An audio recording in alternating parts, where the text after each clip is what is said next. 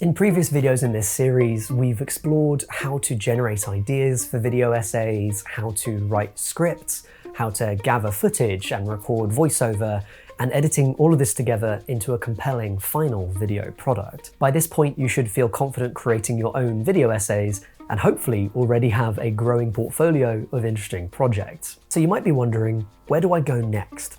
One answer is making commercial video essays for pay, which involves the often obscure world of pitching. As someone who makes money, if not a full-time living, off video essays, in this video I'll be offering my advice on how to pitch them. And like other videos in this series, I'll be focusing pretty specifically on film because it's my area of expertise, but hopefully the advice presented here should be useful to people working on all sorts of video essays. It should be sort of broadly applicable to lots of fields. And I think actually in this case, some of what I say will even be applicable to pitching non-video essays or any other kind of writing work for magazines, websites, that kind of thing. Now, the first thing to do is to research your prospective client. Who would you like to make video essays for and why? If you're looking to make current, responsive essays that play off developments in the media world, you might be looking at magazines or popular YouTube channels where your video essay would be part of their content offering. If you want to make in-depth videos about specific films, you might be more interested in film distributors who use video essays to market their new releases and populate DVD and Blu-ray extras. Although in either of these cases you'd end up making a video essay, pitching to these two types of client is very different, and within those categories there's lots of variation as well. So let's start with online video. YouTube and Vimeo channels, online magazines, websites, and so on.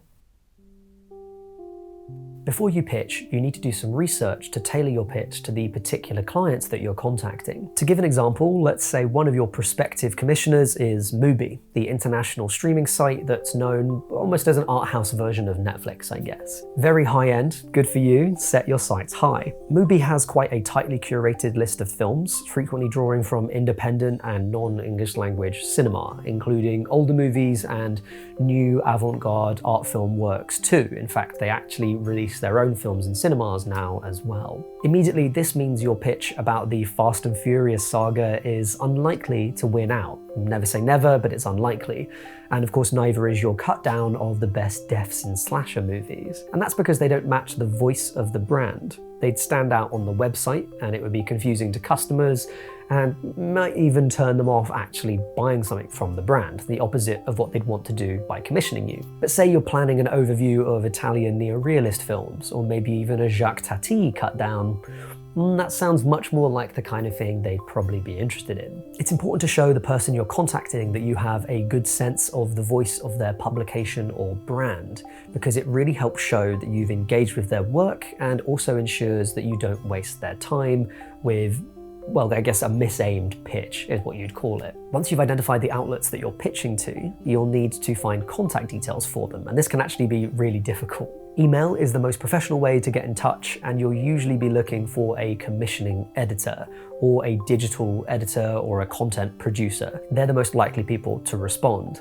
You can also try video producers or digital and content editors. You can also message people through social media sites like Twitter or LinkedIn, although I tend to leave this as a last resort if I can't find an email address, not least because I rarely check my Twitter and they might do too. And here's a slightly sneaky tip, don't say you learned it from me. If you can't find an email address for someone, but you do know their name, from Twitter for instance, the email is almost always first name dot last name or some version of that. So you can just send blind emails. Hopefully you won't get caught for spamming. Writing your first pitch can be nerve-wracking. I still find it scary now after sending lots of them, especially when approaching a new commissioner. The key thing is to make it easy to read, short and clear. You can start by briefly introducing yourself and sharing work that you've previously made to establish your credentials. It's worth mentioning here as well why you want to work for them. You might mention videos or articles of theirs that you liked. This helps show that you've engaged with their work, and also a bit of flattery never went amiss. Then ask if they're interested in commissioning videos and offer them a few pitches. No more than 3, I think. I tend to offer just a title along with a 1 or 2 sentence description and note which films would be covered in case it isn't clear. After that, you can sign off in a way that lets them get back to you, and and then you can press send and go for a walk or something. I think it's important to not sweat over occasionally quite a long reply. So to be extra helpful, here's an example of an email that I sent using this format. Hi editor, I'm getting in touch to see if you're currently interested in commissioning any video content for your publication.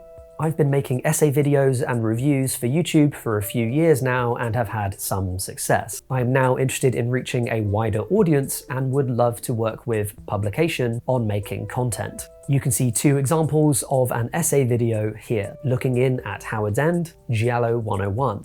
I chose these two video essays, by the way, because they both had healthy view counts, and while the former was made as part of a critics workshop, the latter was self-motivated. So I felt like that showed a nice range of work. Some potential video topics that I thought might be of interest to you: video essays, 4 one-sentence pitches, 3 pitches under one theme umbrella. These were eventually developed, but not actually chosen for a while. If any of these are of interest to you or you'd like to discuss something else, do get in touch. Cheers, Will. The editor then asked for more detail on 2 of my pitches and chose one of them. This was my first email to this commissioner, and we now work together quite regularly. And actually they commissioned one of the pitches here a year later, because although it wasn't relevant when I sent it, the director then got nominated for a major award and then it became relevant. And it's just worth keeping in mind that pitching isn't just about the overall goodness of the idea, but it's also about how it fits into that commissioner's publishing schedule and priorities. Sometimes a good pitch will come back, and sometimes your first contact won't be right for them at that time. Now, this email format won't work for everyone. After successfully pitching with this email, I sent an email with a similar structure and level of detail to a prominent publication and got a very nice rejection, because they didn't feel there was enough detail in the pitches. Each publication and each editor or commissioner are different, and as you interact with these organizations, you will start to learn those differences, so don't sweat it.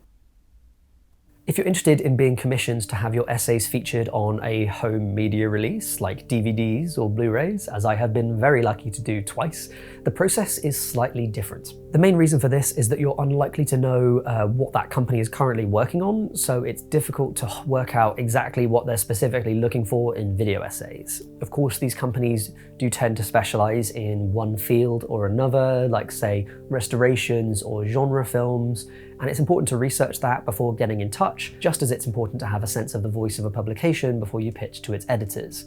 But in the case of contacting home media producers, you're kind of more looking to get on the radar of that company rather than sending specific pitches.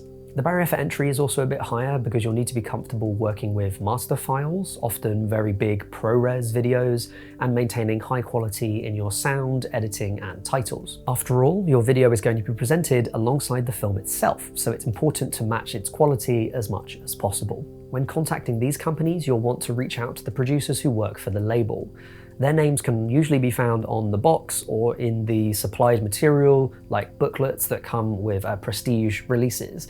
And by the way, that's who I'd recommend focusing on, because smaller DVD and Blu-ray manufacturers are unlikely to go to the trouble of commissioning original video content.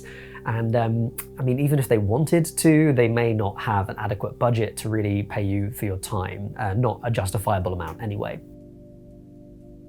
Now you should be all set to pitch video essays to clients, but just remember that there's no guarantee you'll get the work, and in fact, you should expect plenty of rejections if you ever get a reply at all. Most editors and producers have limited money and time, and will be focused on content priorities that your work may not fit. It's not personal, it's just part of the business. I'd say if you haven't heard back after 2 weeks, it's fine to send them a reminder, and then after that, move on to the next project. And remember that once you have new pitches or better experience, it is worth approaching these contacts again. Even if they rejected your pitch or didn't reply last time, that's no guarantee that they'll do so again, unless they specifically said so, in which case do not email them again. That's really not cool. One last tip for this. You're not alone as a freelancer, and although it may feel competitive sometimes, I think most other writers and video essayists are happy to share advice and opportunities.